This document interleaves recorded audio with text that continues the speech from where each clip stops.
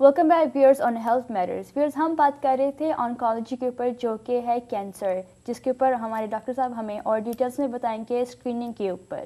جی doctor صاحب آپ screening کے اوپر بتا رہے تھے کہ اسکریننگ جو ہے وہ پیشنٹ کو بتا سکتی ہے کہ پیشنٹ کو کہاں پہ کینسر ہے. ٹھیک ہے، آپ یہ بتائیں گے کہ اسکریننگ کے دوران ہمیں پتہ لگ سکتا ہے کہ جو کینسر ہے وہ کہیں موو ہوتا ہے باڈی میں؟ ٹھیک ہے، جیسا کہ آپ نے بتایا کہ اسکریننگ کے اندر جب ہم کرتے ہیں اسکریننگ، تو مثال کے طور پہ ہم لے لیں کہ بریسٹ میموگرام جی یا بریسٹ سونوگرام.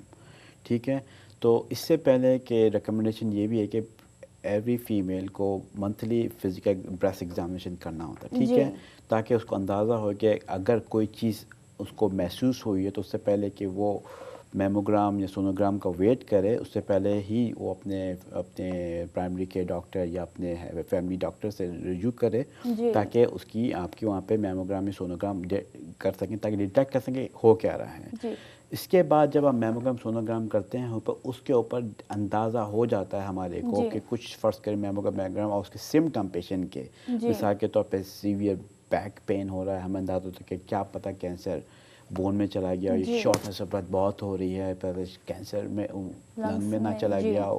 اس سے اندازہ ہو سمٹم میں. عام طور جی پہ اگر یہ آپ کے پاس کوشچن ہے جی کہ کینسر یہ میٹاسٹاسائز ہو گیا ہے، میٹاسٹاسائز کا مطلب ہے کہ اپنے جگہ سے دوسری جگہ پہ موو جی کر گیا، تو آپ کا کام یہ ہے کہ اسکریننگ کے ساتھ ساتھ پہلے تو آپ کو ڈائگنوز کرنا ہے جی کہ کس قسم کا کینسر ہے بھی یا نہیں ہے. جی جب آپ نے معلوم کر لیا یہ کینسر ہے تو اس کے اب آپ معلوم کریں کہ کہاں کہاں کینسر پھیل گیا ہے. جی تو عام طور پہ کرتے کیا ہیں کہ اسکریننگ ٹیسٹ کے بعد فرض کریں آپ نے ڈائگنوز کر لیا، ڈائگنوسس کرنے کے لیے آپ کو بایوپسی کرنی پڑتی ہے. جی بایوپسی کرنے کے بعد اس کی کنفرمیشن ہو گئی، کنفرمیشن کے بعد آپ کا اس کو کیٹ اسکین کراتے ہیں، جی ڈپینڈنگ ہے کہ کہاں کینسر اور کہاں آپ کا سسپیشیس ہے. جی اس کے بعد آپ کو اندازہ ہو جاتا ہے کہ یہ آپ کا اسٹیج ہے. تو اسٹیج کے اوپر اسٹیج 1، اسٹیج 2، اسٹیج 3، اسٹیج 4 کر کے عام طور پہ کینسر کو آپ اسٹیج کرتے ہیں. اور جی جو ٹریٹمنٹ موڈیلٹیز ہیں وہ ڈپینڈ کرتا ہے آپ کا اسٹیج کیا ہے. جی اور اگر ارلی اسٹیج ہے تو کیور کے چانسز بہت ہائی ہوتے ہیں، جی اور لیٹ ہے یا آپ کا پورا ایڈوانس اسٹیج ہے تو آپ کی کیور کا مطلب ہے کیور کے چانسز نہیں، آپ کی لائف پرولونگ کے اوپر ہم دیکھتے ہیں لائف کیسے پرولونگ کر سکتے ہیں جی پیشنٹ کی. ڈاکٹر صاحب یہ بتائیں جو بریسٹ کینسر ہے یا جو ٹیومر جو برین کے اندر اس کے ہمیں جو لمپس ہوتے ہیں وہ ہمیں فیل ہو سکتی ہیں کہ وہ اٹس ٹوٹلی انٹرنل؟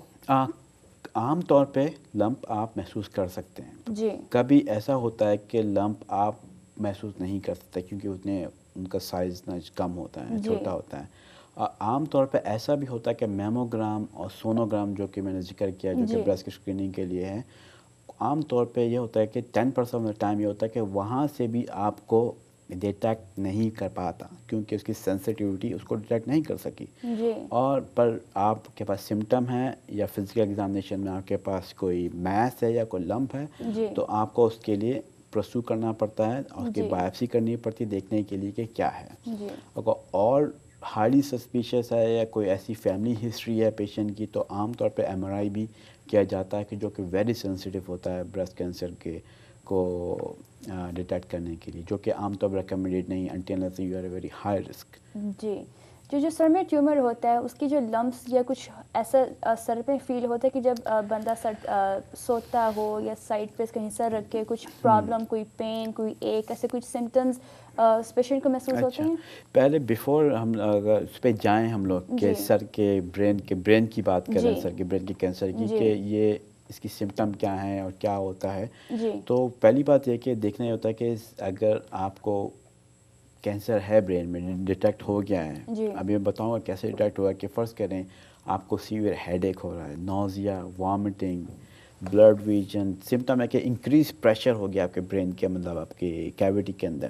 جی تو اس کی وجہ سے آپ کو سمٹم وہاں سے لوکل سمٹم وہاں سے آپ جانتے ہیں کہ یہ میرے عام سسپیشیس وہاں پہ ہائی ہو جاتا ہے. جی جب آپ کو وہاں پہ فرض کریں آپ نے کیٹ اسکین کیا، اس کے بعد جی کیٹ اسکین میں نظر آیا کہ آپ کو کچھ سسپیشیس لیژن ہے، اور کیٹ اسکین یا ایم آر آئی جو بھی آپ کریں اس پہ اندازہ ہو جاتا ہے کہ یہ کینسر لوکل ہے کہ برین کے اندر سے ہی کہیں سے آیا یا پھر کہیں اور سے آیا جسم کے.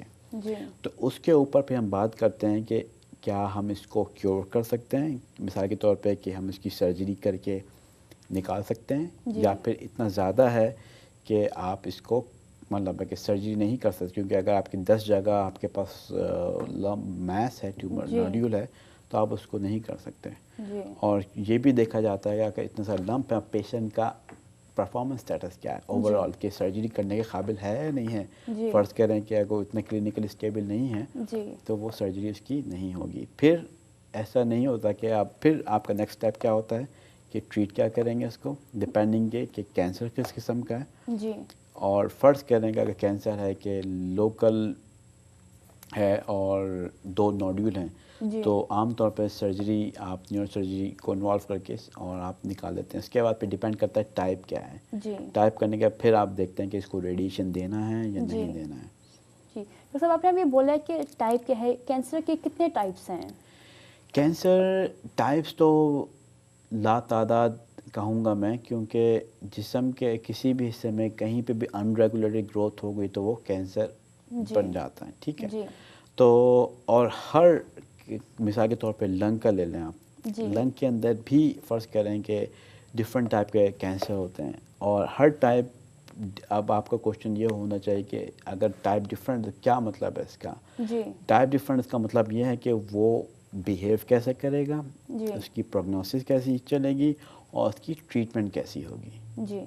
تو جیسے، اور اس کو بریک کرنے کا مقصد یہی عام طور پہ جتنے بھی ٹیومر آپ لے لیں جسم میں، کہ آپ اسٹیج 1 لے لیں، اسٹیج 2، اسٹیج 3، ایک ہوتا ہے، اور دوسرا کہ ہسٹولوجی کیا ہے اور ٹیومر ٹائپ کیا ہے.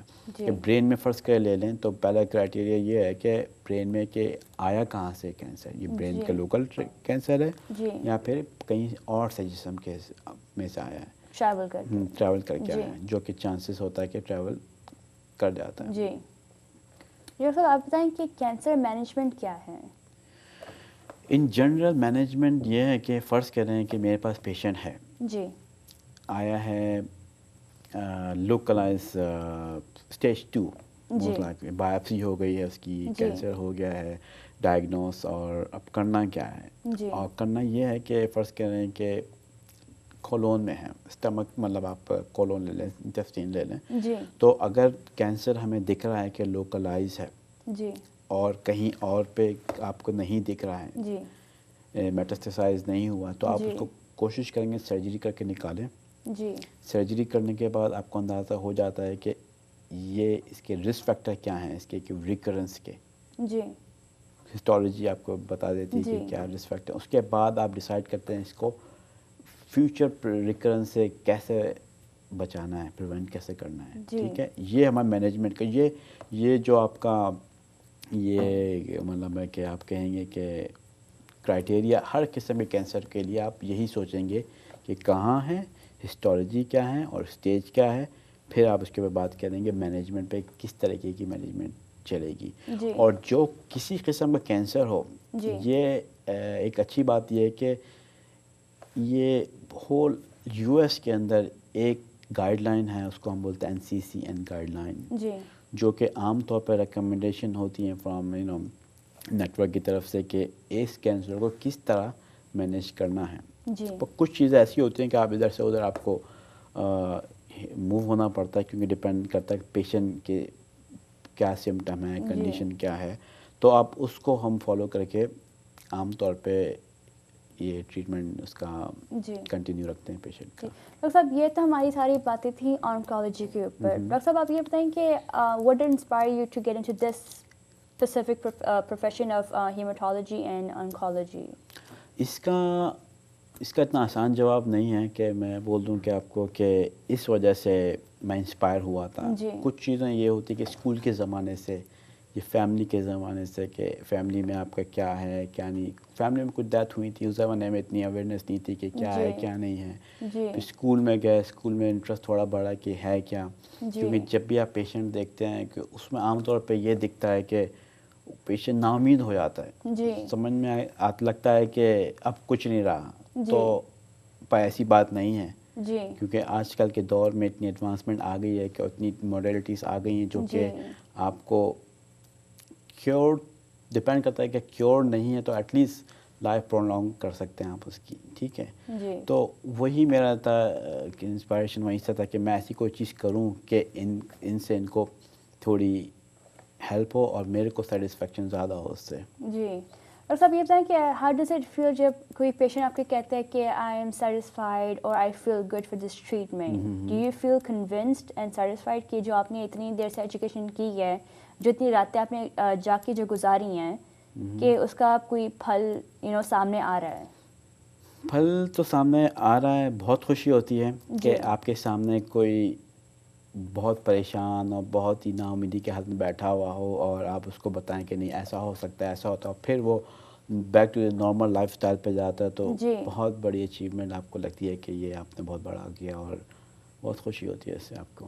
جی ڈاکٹر صاحب ہم اب سوالوں کا سلسلہ جاری رکھیں. ڈاکٹر صاحب آپ یہ بتائیں کہ what is hematology specifically and generally? Hematology کے اس آسان سے لفظوں میں اس کا جواب یہ ہوگا کہ بلڈ سیلس. ہیمیٹالوجی مطلب بلڈ سیل کی اسٹڈیز کے وہ ہیمیٹالوجی بولیں گے آپ. جی اسپیسیفکلی آپ پوچھیں گے کہ کون سے سیلس، کیونکہ بلڈ سیل مطلب آپ کے بلڈ کے اندر کافی کمپوننٹ ہوتے ہیں. اس میں لیمفوسائٹ ہوتے ہیں، آر بی سی ہوتے ہیں، وائٹ بلڈ سیل، پلیٹلیٹ، ہر ایک کا فنکشن الگ الگ ہے جتنی کی باڈی کی ڈیمانڈ کے حساب سے. اور جو کہ اسٹینڈرڈ ہوتا ہے. اسٹینڈرڈ کا مطلب یہ ہے کہ ایک مقدار کے حساب سے جسم میں چیزیں بنائی گئی ہیں کہ یہ چیز اتنی ہوگی، یہ چیز اتنی ہوگی، یہ چیز اتنی ہوگی. اگر کسی چیز میں کمی یا زیادتی ہو تو پھر ہم دیکھیں یہ ڈس آرڈر ہو گیا. فرض کریں مثال کے طور پہ میں انیمیا کی بات کرتا ہوں، جو کہ بہت کامن ہے ہمارے کمیونٹی میں بھی اور ہر علاقے میں، کہ آر بی سی کم ہو گیا. آر بی سی کیا ہے؟ Red blood cell. اور اس کو آپ کیسے میجر کرتے ہیں کہ آپ نے سی بی سی کیا. سی بی سی کا مطلب کمپلیٹ بلڈ کاؤنٹ. اس کے اندر مختلف سیل ہوتے ہیں. اس کے اندر فرض کریں ایک ہیموگلوبن بھی ہوتا ہے. اور آپ جب دیکھیں کہ یہ ہیموگلوبن کم ہے رینج کے حساب سے، اور رینج کیسے ڈیٹیکٹ کرتی ہے؟ آپ کی ایج کے حساب سے اور آپ کا جینڈر کیا ہے، میل یا فیمیل. تو اس کے بعد آپ ڈیسائیڈ کرتے ہیں کہ ہاں بھئی یہ ان کو یہ پرابلم ہے مثال کے طور پہ. ٹھیک ہے، تو پھر آپ بولتے ہیں کہ انیمیا ہو گیا ان کو. اور ہاں ڈاکٹر صاحب اب وقت ہے چھوٹے سے بریک کا. Viewers don't go anywhere, we will be right back after short break, اور ہم مور ڈیٹیلس میں بات کریں گے انیمیا کے اوپر.